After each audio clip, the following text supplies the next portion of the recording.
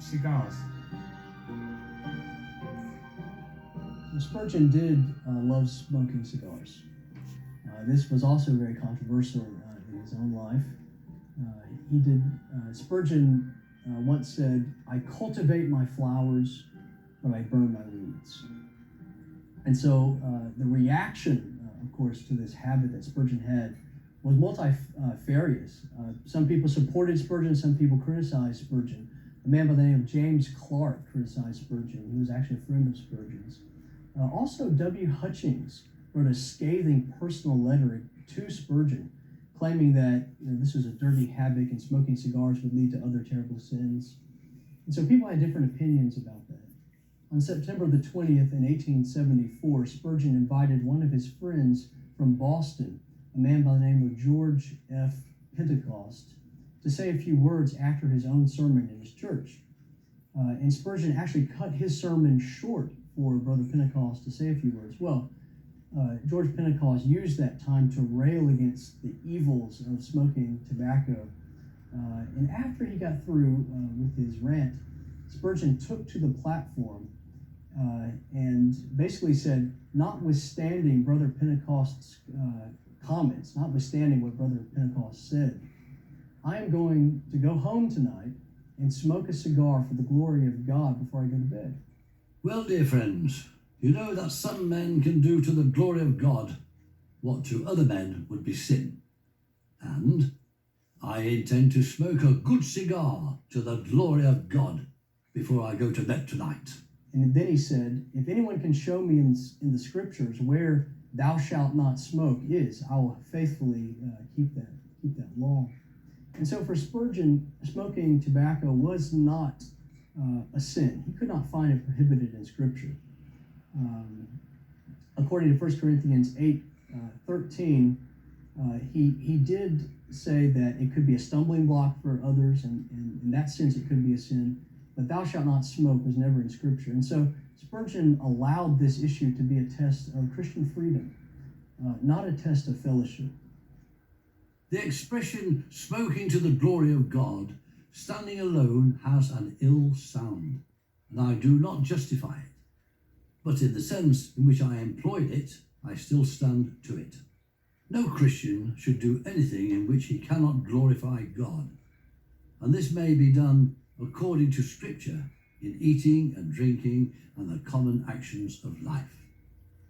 When I have found intense pain relieved, a weary brain soothed, and calm, refreshing sleep obtained by a cigar, I have felt grateful to God and have blessed his name. This is what I meant, and by no means did I use sacred words triflingly. I am most sorry that prominence has been given to what seems to me so small a matter. And the last thing in my thoughts would have been the mention of it from the pulpit.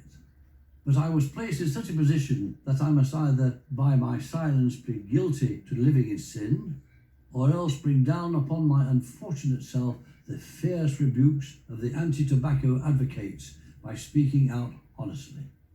I chose the latter, and although I am now the target for these worthy brethren, I would sooner endure their severest censures than sneakingly do what I could not justify and earn immunity from their criticism by tamely submitting to be charged with sin in an action which my conscience allows.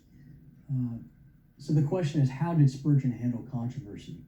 It was very interesting that in World War II, when the Germans were bombing London, one of those bombs found its way to Norwood Cemetery and actually blew the Bible off of Spurgeon's tombstone onto the ground. There's a picture that shows the Bible onto the ground in front of the tombstone of Charles Spurgeon. And this is such a good picture of what the Germans had done, not only in Spurgeon's death, but in his life, to the sacredness of the Scriptures and the veritability of the Scriptures. And so it was issues like these that launched Spurgeon into these controversies. Spurgeon believed that there were some issues in the Christian faith that should be a test of fellowship and should not be a test of fellowship.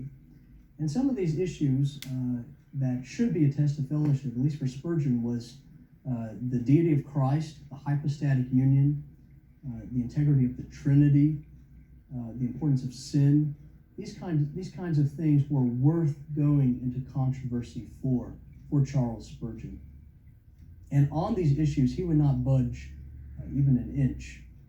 And so Spurgeon saw himself as standing in a long line of theologians and defenders of the faith, dating all the way back to Paul and Athanasius and Luther and Calvin and Knox and the Puritans.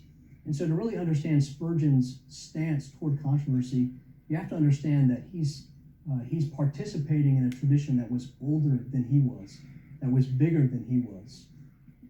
He would often refer to the phrase Athanasius contra mundum.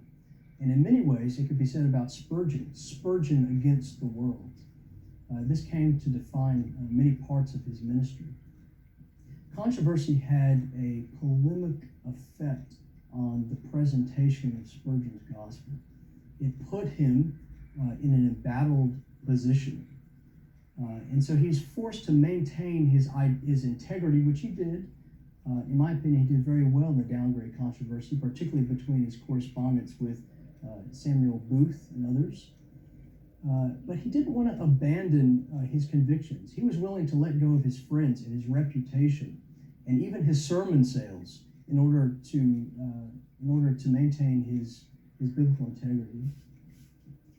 And so in some ways, Spurgeon was seen as a man who was behind his times. He was seen as a fossil from a previous era who just would not progress into the future. But it also must be said that Spurgeon was seen and should be seen as a man before his time. You know, at the height of the downgrade controversy, Spurgeon issues this prophecy. One of the great prophetic utterances of Spurgeon, he said, "For the next 50 years, I am quite willing to be eaten by dogs, but the more distant future shall vindicate me." So Spurgeon could anticipate a time when evangelicals would return to a more biblical stance, and more theologically consistent stance.